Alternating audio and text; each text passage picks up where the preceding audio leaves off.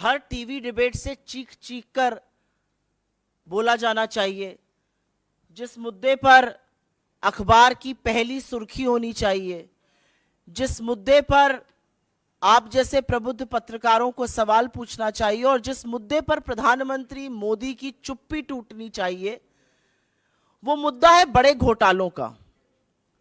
लेकिन मेरा अपना मानना है कि इस देश में एक देश विरोधी, मोदी विरोधी संस्था है, वो इंटरनेशनल साजिश का शिकार है और उस संस्था का नाम है CAG, controller and auditor general. सरकार के सारे खर्चों का ऑडिट करती है ये संस्था।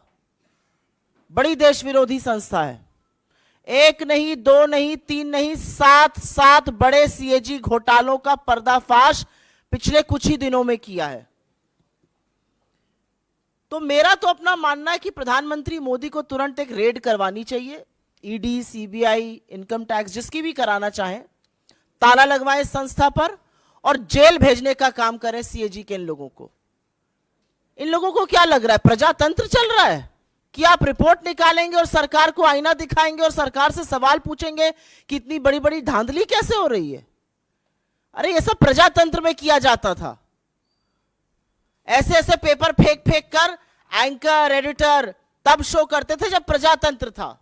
अब जब प्रजातंत्र नहीं है तो ऐसी एजेंसीज का क्या मतलब है? लगवा दीजिए तुरंत ताला इस पर और भेजिए जेल। इनकी हिम्मत कैसे हो रही है एक नहीं, दो नहीं, सात घोटालों का पर्दाफाश करने की। और बड़े बड़े घोटाले हैं, बड़े बड़े मंत्रालयों के घोटाले हैं और ऐसे घोटाले हैं जिन घोटालों से आपके जेब पर डाका डाला जा रहा है, ये याद रखिएगा। लेकिन मोदी जी कहां कुछ गलत करते हैं। मोदी जी ने बड़ा पैसा खर्च करके खूब सारे मीडिया प्रचार प्रसार से अपनी एक छवि बनाई थी। दिन भर ईमानदारी ईमानदारी ईमानदारी की उस छवि का दंभ भरते हैं। अब ये CAG रिपोर्टें जो हैं, एक नहीं, दो नहीं, 7, वो उस छवि को पूरी तरह से ध्वस्त कर देती हैं, बर्बाद कर देती हैं। तो कुछ सवाल बनते हैं, लेकिन इस देश विरोधी संस्था को तो बंद होना चाहिए भाई। बहुत गलत बात है, मोदी जी के साथ बड़ी बेइंसाफी है। उनकी नाक के नीचे जो घोटाले और भ्रष्टाचार हो रहा है उसको उजागर कर रहे हैं। भला बताइए, ये काम है संस्थाओं का? कैसे ये काम कर रहे हैं? पक्का किसी इंटरनेशनल साजिश का साथ देते हैं ये। शुरू में करूंगी 7 घोटाले। एक पहला है भारतमाला प्रोजेक्ट से। करीब 70-75 हजार किलोमीटर की सड़क बननी थी और इसका पैसा CCA, cabinet committee on economic affairs, जो आर्थिक मामलों की कैबिनेट कमेटी होती है जिसकी अध्यक्षता स्वयं प्रधानमंत्री करते हैं, उन्होंने इसका फंड दिया था। और फंड ही नहीं दिया था, वो इसमें पैसा खर्चा कैसे होता है उसकी निगरानी भी करते हैं। इसमें जो भी टोटल, और इसका हम आपको प्रेस रिलीज में सारे फिगर्स दे रहे हैं, इसमें 15 करोड़ 37 लाख रुपए पर 1 किलोमीटर सड़क बननी थी। इन लोगों ने बढ़ाकर 32 करोड़ 17 लाख कर दिया, दुगने से भी ज्यादा। और ये PM की निगरानी में CCA की नाक के नीचे भारत सरकार के आंखों के सामने हो रहा था। सिर्फ पैसा ही नहीं दोगुना किया गया, इसमें और भी बड़ी धांधलियां सामने आई हैं।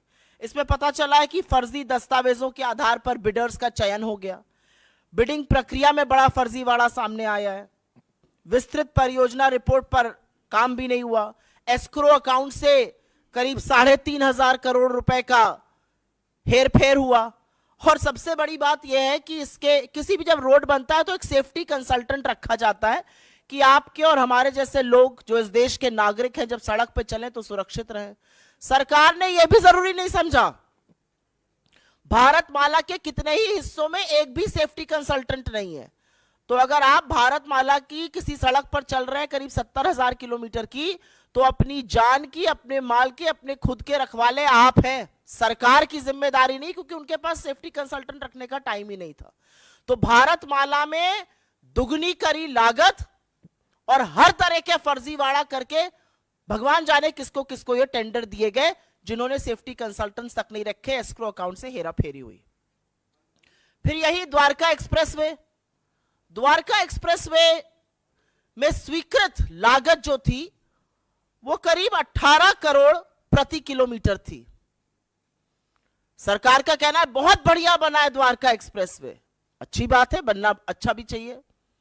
उसकी कीमत 250 करोड़ प्रति किलोमीटर किलोमीटर हो गई, कहां 18 करोड़ प्रति किलोमीटर स्वीकृत और कहां 250 करोड़ प्रति किलोमीटर।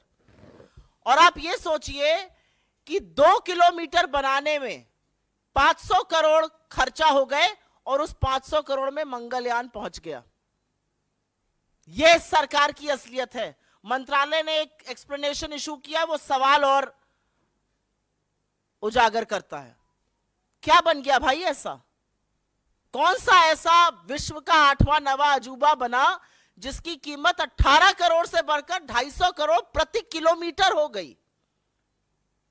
अब ऐसा हाईवे बना होगा जिसमें आप चेहरा देख सकते होंगे, अन्यथा तो इतना कीमत बढ़ना बड़ा मुश्किल का काम है। महंगाई की वजह से इतनी कीमत बढ़ नहीं सकती है क्योंकि एस्केलेशन कॉस्ट उसमें होती है। तो ये कमीशन खोरी है, किसने पैसा खाया इसमें? तीसरी, टोल में लूट। आप सब लोग तो खूब टोल देते होंगे आते जाते वक्त। अगर दिल्ली से मुंबई आज जाना हो तो 6,000 रुपए का तो आप टोल ही दे दीजिएगा सड़कों पर। और मजाक नहीं कर रही हूं, जाकर देखिएगा 6,000 रुपए का टोल दिल्ली से मुंबई अगर आपको दूरी नापनी है सड़क से। एनएचएआई का रूल है कि अगर टोल के पास या टोल वाली जो सड़क है उस पर कंस्ट्रक्शन होता है तो टोल की कॉस्ट 75% कम होगी। ऐसा नहीं किया गया। मात्र 5 टोल बूथों का, मात्र 5 टोल प्लाजा का सीएजी ने एक रैंडम ऑडिट किया और उसमें पता चला कि करीब करीब 132 करोड़ रुपए अवैध वसूल लिए गए लोगों से। ये मात्र 5 टोल प्लाजाओं की बात कर रही हूं।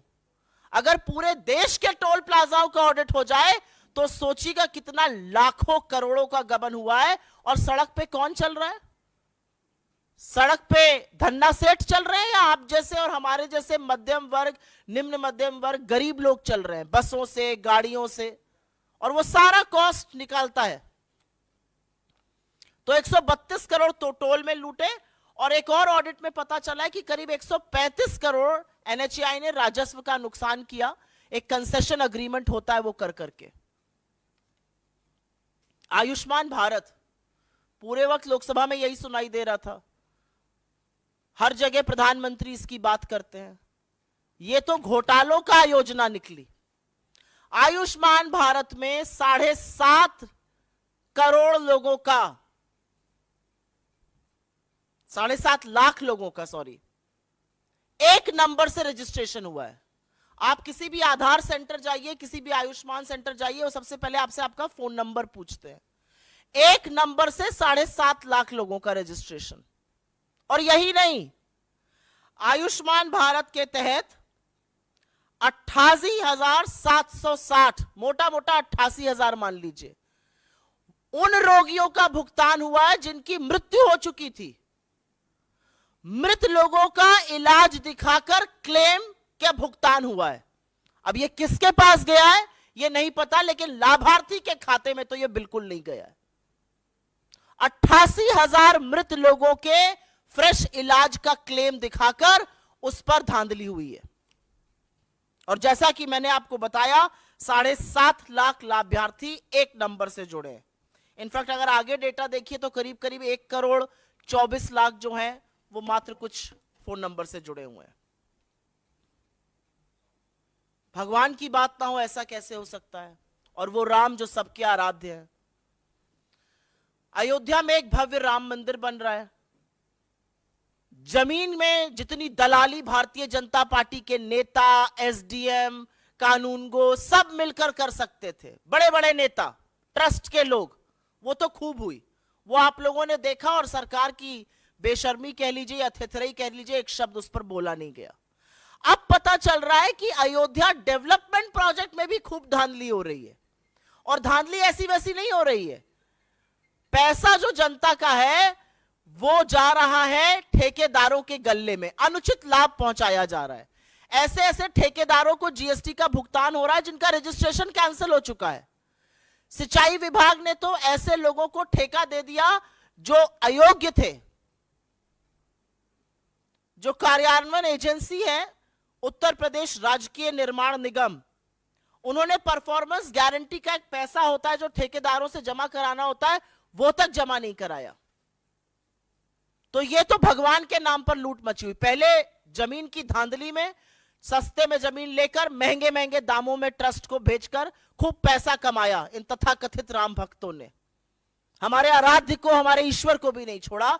और अब उसी अयोध्या डेवलपमेंट प्रोजेक्ट में बड़ा घोटाला सामने आ रहा है कि करीब करीब 20 करोड़ रुपए तो ऐसे ठेकेदारों के गल्ले में गए जो अयोग्य थे। रजिस्ट्रेशन कैंसिल, जीएसटी का भुगतान आ रहा है। ग्रामीण विकास मंत्रालय, रूरल डेवलपमेंट मिनिस्ट्री, ये छठा घोटाला सामने आया है। क्या कहता है ये घोटाला? इसमें पेंशन का एक प्रयोजन होता है। वो पेंशन किसको जाती है? वो पेंशन जाती है वृद्धा पेंशन, विधवा पेंशन और विकलांग पेंशन। हर गांव में अगर आप आज की तारीख में चले जाइए तो आपको 10 लोग ऐसे मिल जाएंगे, वृद्धा, विकलांग, वृद्ध मिलाकर, जो कहेंगे हमारी पेंशन नहीं आ रही है। किसी भी जगह चले जाइए, वो कहेंगे हमारी पेंशन नहीं आ रही है। फिर हम उनको दिलासा देते हैं कि हम कुछ करते हैं, फिर हम डीएम को चिट्ठी लिखते हैं, फिर डीएम कहता है कि नहीं, ऐसा आवंटित फंड कम हो गया है, क्या किया जाए। ऐसा तमाम जगह होता है, एटलीस्ट जहां जहां मैं जाती हूं वहां जरूर होता है। अब पता चल रहा है ऐसा क्यों हो रहा है? क्योंकि जो वृद्धा पेंशन, विकलांग पेंशन, विधवा पेंशन का पैसा है, वो सरकार दूसरी योजनाओं के प्रचार प्रसार में खर्च कर रही है। सीएजी की रिपोर्ट से यह सामने आया है कि सरकार ने इस पैसे से होर्डिंग लगवाए ग्राम समृद्धि स्वच्छ भारत पखवाड़ा के 19 राज्यों के हर जिले में। जो पैसा एक विधवा के खाते में जाना चाहिए था, जो एक विकलांग के खाते में जाना चाहिए था, जो एक वृद्ध के खाते में जाना चाहिए था, उससे 19 राज्यों के हर जिले में होर्डिंग लगाए गए स्वच्छ भारत पखवाड़ा के। और अंत में एचएएल को भी घसीटा है सीएजी ने। विमान इंजन की डिजाइन प्रोडक्शन की खामियों का गंभीर आरोप लगा है, जिससे करीब राजस्व को 154 करोड़ रुपए का नुकसान हुआ है। तो हमारे कुछ सवाल हैं प्रधानमंत्री जी से। हमारा पहला सवाल तो यह है कि आप ही की नाक के नीचे ये घोटाले हो रहे हैं तथाकथित, आप ही की नाक के नीचे ये धांधली हो रही है, तो इस पर चुप्पी तोड़िएगा या नहीं तोड़िएगा? क्या प्रधानमंत्री अपनी सीधी निगरानी में हो रहे भारतमाला घोटाले, जिसके सीसीए के अध्यक्ष आप हैं, उस पर चुप्पी तोड़िएगा, उस पर कार्रवाई करिएगा? क्या केंद्रीय सड़क परिवहन और राजमार्ग मंत्रालय के खिलाफ और मंत्री के खिलाफ कोई कार्रवाई की जाएगी? एक एनएचएआई का मामला आया है, एक द्वारका एक्सप्रेसवे का आया है, भारतमाला का आया है। क्या प्रधानमंत्री आयुष्मान भारत में हो रहे फर्जीवाड़े पर कुछ करेंगे? और क्या वो पता करेंगे कि आखिर लाभार्थियों का पैसा गबन किया तो किसने गबन किया? क्या वो पता करने की कोशिश करेंगे कि वृद्ध का, विधवा का, विकलांग का ग्रामीण विकास मंत्रालय का पैसा दूसरी योजनाओं पर खर्च क्यों किया जा रहा है? क्या प्रधानमंत्री ये जानने का जरा सा भी प्रयास करेंगे कि अयोध्या में जमीन की धांधली के बाद जो अयोध्या डेवलपमेंट प्रोजेक्ट में घोटाले हो रहे हैं और अनुचित लाभ ठेकेदारों को पहुंचाया जा रहा है, वो कौन पहुंचा रहा है? और अंत में मैं सिर्फ ये कहूंगी कि किसी जमाने में सीएजी का नाम सुनकर अधिकांश मीडिया को करंट लग जाता था। यह अलग बात है कि जो तथाकथित रिपोर्टें थी वो झूठी साबित हुई, और मारे पेपर दिखा दिखा कर सुबह शाम दिन रात प्राइम टाइम चिल्ला चिल्ला के शो होते थे। उस मीडिया ने चुप्पी धारण कर ली है, प्रधानमंत्री भी मौन है, लेकिन मुनाफाखोरी, कमीशनखोरी और जनता के पैसे की जो लूट हो रही है उससे पर्दा खुद सीएजी उठा रहा है, खुद इस देश का चीफ ऑडिटर उठा रहा है। और हमें पता है कि मोदी जी जवाब नहीं देंगे, लेकिन हमें पूरा विश्वास है कि मोदी जी जिस व्यक्ति ने पर्दाफाश किया उसको बर्खास्त करेंगे, रेड कराएंगे और ऐसी संस्था को जेल भेजने का काम करेंगे।